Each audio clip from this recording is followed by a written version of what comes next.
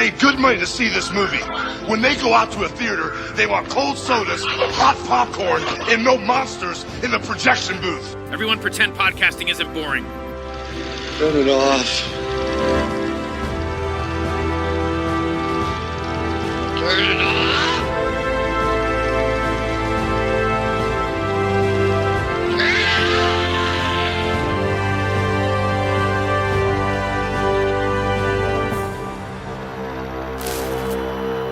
Mom, why do we have to lock the door? Sometimes I lock it because I need to be alone.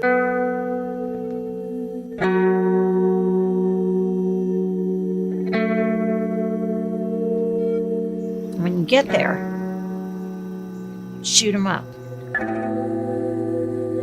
It's safe here. Don't ever leave me.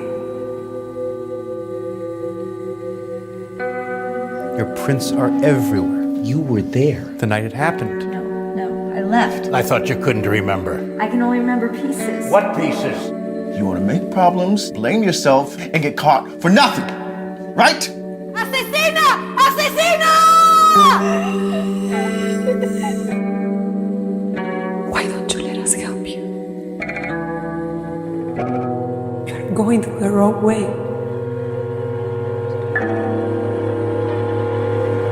Suspect is armed. I didn't do it! I'm sorry. Police are on their way, Marla. They know where you are. Did you really think you could get away?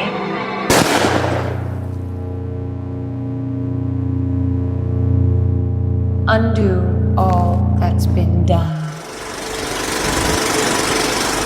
Hey folks, welcome to a special episode of The Projection Booth. I'm your host, Mike White. On this episode, I am talking with Wendy McColm about her new film, Fuzzy Head. It has a premiere at Slam Dance Film Festival, which I believe started today. I could be wrong.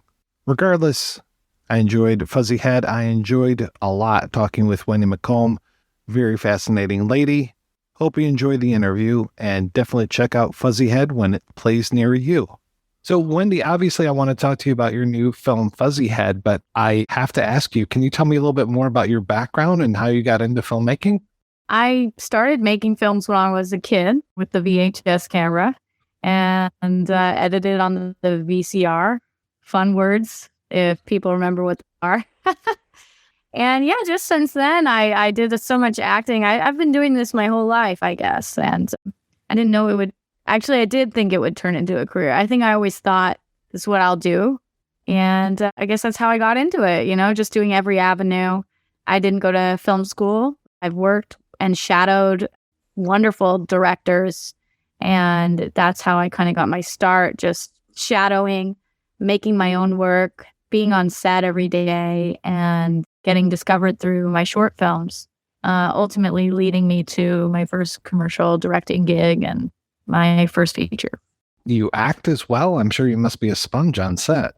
My biggest intention, I think, was to become an actor. And, it worked out real well. I got to act with wonderful people like Sam Rockwell, one of my heroes, and Anna Kendrick, and so on. And I've had a pretty good career in acting, I feel. And it just started melding together, like acting and directing is like, oh, but, I started to have to turn down acting jobs because I got, 2 directing gigs at the same time, 2 directing 2 commercials or films or whatnot overseas. And yeah, it really says, what do you want? I would love to have taken those acting jobs, but I chose the directing job because, I'm also thinking about, well, I guess I love being behind the camera. Yeah, I love it all. But I've chosen the directing jobs whenever it comes down to it. So tell me a little bit about your first feature, Birds Without Feathers. How did that project come together for you? That one was an interesting one. I hate that this voice inspired me because it was such a horrid voice, and I hope no one ever feels this way. But I had some jerk in my life telling me that my short films didn't matter. They weren't anything. Just telling me that. And here I am living my best life all day long. Like I look back, in retrospect, I've had so many supporters come out over the years, be like, I just want to thank you for all those short films. You really made me feel inspired, or you made me feel like I could do it. And I think that's my whole purpose of living. And this person just didn't. God, who knows what their deal was, but there's always someone like that, I feel, in our life. I don't know why. But they told me it didn't matter and it's not real films and all this junk. But of course, that lit a fire under my ass. And I was like, well, fuck this. I'll make a feature. Like, whatever. And honestly, that's just how it came about. I just decided one day I'd make it. I financed it myself and made it with Skeleton Crew. And it just happened to do so well. That's how it came about. Very simple. Just did it. And how about Fuzzy Head? How did this one come together for you? This one's a little different, a little more calculated. We have Neon Heart came on to support me in making this film. So this time we have a team. This time we have name actors like Alicia Witt and Fred Melamed, and Rain Phoenix, Barrier, like all these people. Because the first film just did so well. The first film got all these write-ups in the New York Times and, comparing me to David Lynch, which is insane since, before I didn't even see a David Lynch film before I made that film, which is, it sounds like a lie because it's like when I finally saw his work, because I was like, okay, I'll go to the theater. I got to see this.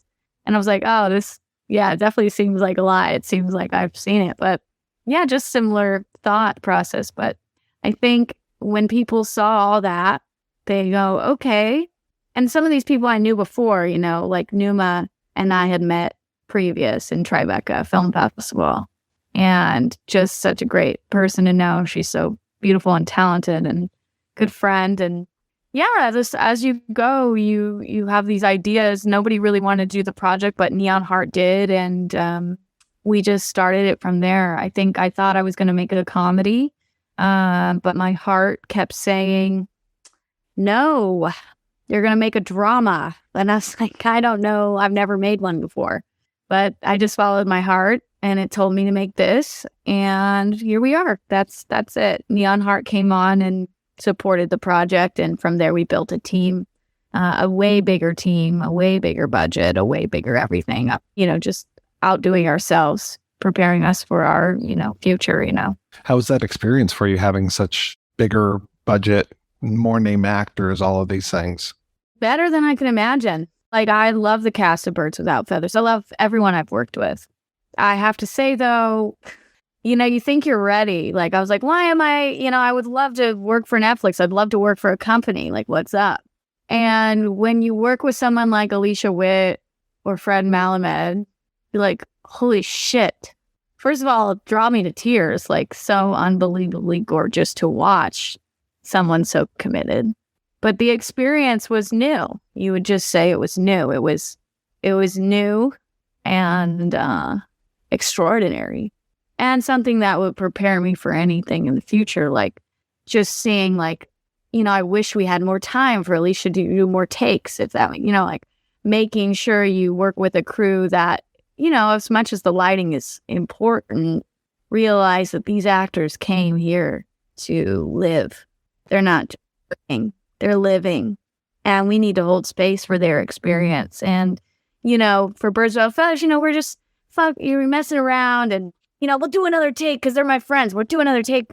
And just seeing the actors actually live, I would say is the biggest takeaway from, the step up. Is you really need to respect and hold space because they're in it. They are living it. And the empathy I have for that is, I think it's just so important as a director to allow that experience. Yeah. So that's what I knew that before, but you're really in real time being like, yeah, I love what I do. I'm like, I'm literally drawn to tears, like, about how beautiful it is to watch and be on set. Yeah. What's Alicia Witt like to work with? Because I remember she's like scary smart. Oh, yeah. What a gorgeous journey she's had in life. And it's just, seriously still going. She's an amazing person. And just like, it was so beautiful for her to just trust me. She trusts when I was like, let's go this direction. I'll say this is one, I think maybe this can sum it up in a way without getting too personal. There's a monologue I had written for her because I just decided, she'll need this monologue. Just decided that. And I gave it to her beforehand, of course. And, she had a limited time with us on set, so they're pushing her out. She has to go get a flight. We didn't do the monologue. She's got her suitcase with her. She's like, hey, Wendy, can we do that monologue? And I literally died. I thought, man, she's not going to want to do this. Like, I can't push her to do this. Like, I'm a psycho. And she's like, hey, can we do that monologue? And I'm like, we're nowhere near where we need to be for it. We're like, she's got her suitcase in the middle of the street. And I'm like, yes, we can. And I tell the DP, Sonia was the DP for this segment of the film. I say, let's get a tight lens on it. Let's put her right here by the car. I know how I can get this in the film. I know how I can do it. And oh my God, the performance just pulled out for this monologue. And then here's how it is to work with me and her. She was trusted me so much. She did it perfect. Like, it must have been the most perfect delivery of all time. Right. But here I am with my intuition thinking it's got to be more dirty and I couldn't find the words. And she goes, pathetic. And I was like, yeah, she just swings around. It was so heart-wrenching, the direction change. So that's how it is to work with her for me. I was super excited when I saw Frank Oz as your executive producer.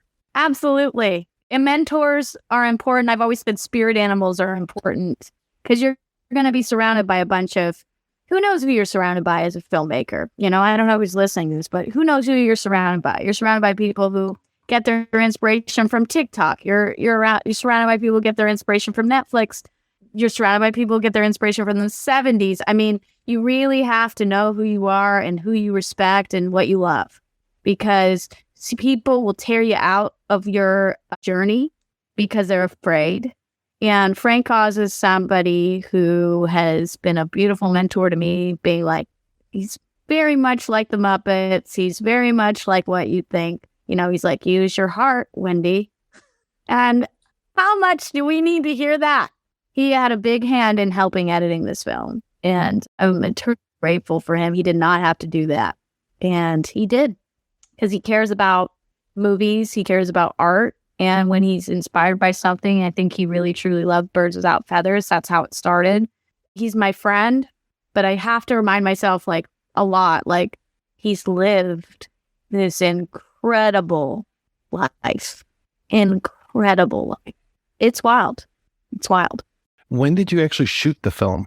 We shot the film. We started before the pandemic and took a giant break and then finished it up when it became safe. So we shot that first part with Sonia Tipson, who is she did most of the mother stuff.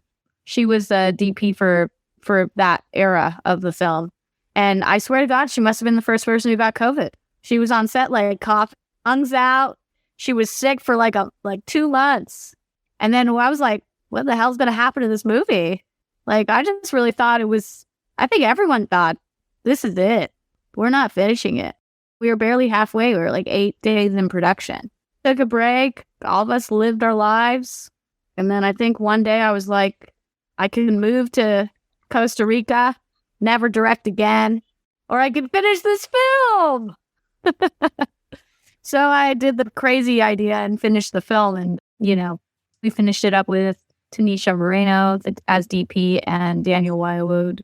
Yeah, we just shot for, 2 more weeks or so and did that just in the last year, finished it up.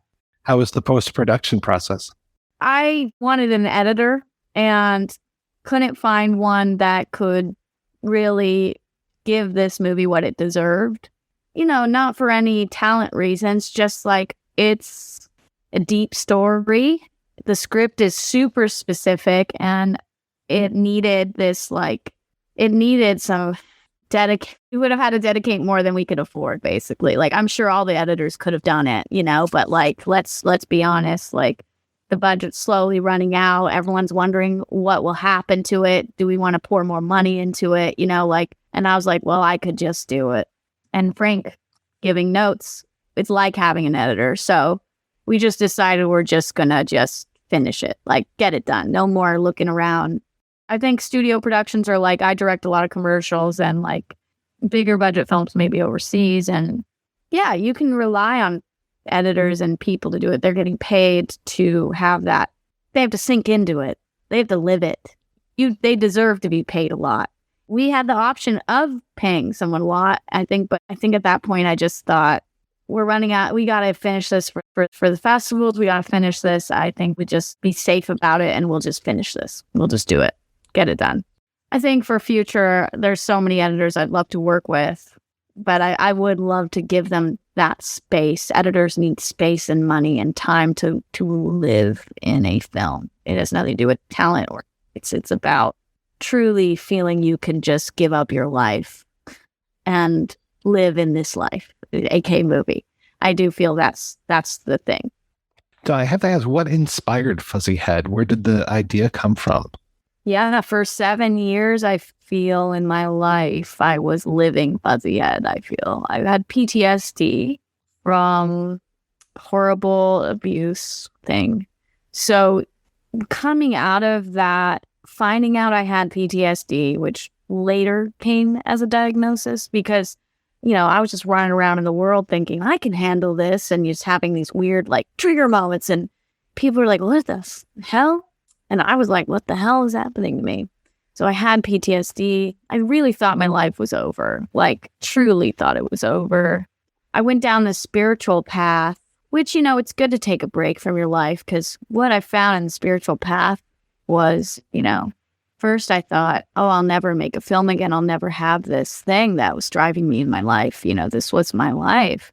Is it gone? And, you know, the message is coming to me as, you know, as much as it was hard, it's like you can never lose what you are born with into this world.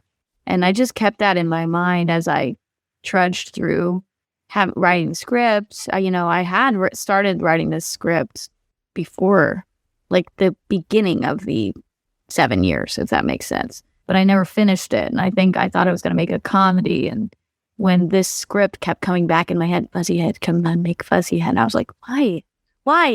Go away. You know, and that's me just being like, I wanted to not tell the world what I was dealing with. I wanted to not tell anyone. But in all my work or I hope in movies, we're telling a piece of this because it's safe to be vulnerable in film. And I wish it is more safe in life now because I've learned how to navigate. But for real, it's very safe to show yourself in film. It came about by all the visuals I saw during the meditations. Why did this happen to me? How did I get in this position? And going back to childhood memories, I was being taken back to see my mother, to see my dad. A lot of this was like, my dad actually said a lot of these things to me. My mom wasn't really this. My mom did a lot of stuff in the movie that's happening, but my dad as well. So I just combined it into one character because I just thought that was more interesting, and it's not a complete autobiography. But those were the very moments that made up me and why I allowed someone to hurt me so bad in my life. And yeah, I just thought, I hope to God no one has to go through 7 years of thinking their life is over. So I should make the film and maybe help expedite somebody's journey, because I don't think I could like compile this in any other way to help anyone see. I don't know if it really will or not, but I think that's what I was hoping, and that's how it came. That's where it developed from. It takes a lot of courage to be so vulnerable to put that out there. Thank you. It was definitely a journey of like fighting myself the whole way. You know, like, no.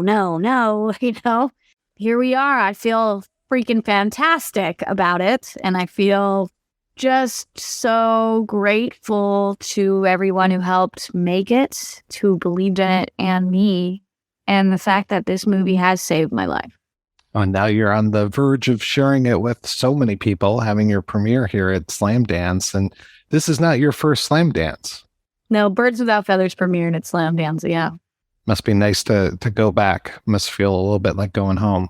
Yeah, it is. It is. And I'm taking it little by little. You know, I know it's going to be a fun time. I know it's going to be a fun ride. It's just, yeah, you know, the movie back and forth. How will an audience react to it? I've been blessed to get great reviews from some people so far. and you see the sincerity in their faces, so I've let go of the movie in a certain regard, like thank you already to the film. And I just pray that people see this kind of art and think like, yeah, we want these artists, we want these filmmakers, we want these actors to tell stories more, like we want to accept the innovative nature of the film and allow these people to create more. Because I do think it's important it's not just vulnerable. There's some pretty spectacular filmmaking from the editing, the DP, and the story in this film. You do so many things, the acting, shorts, commercials, music videos, features.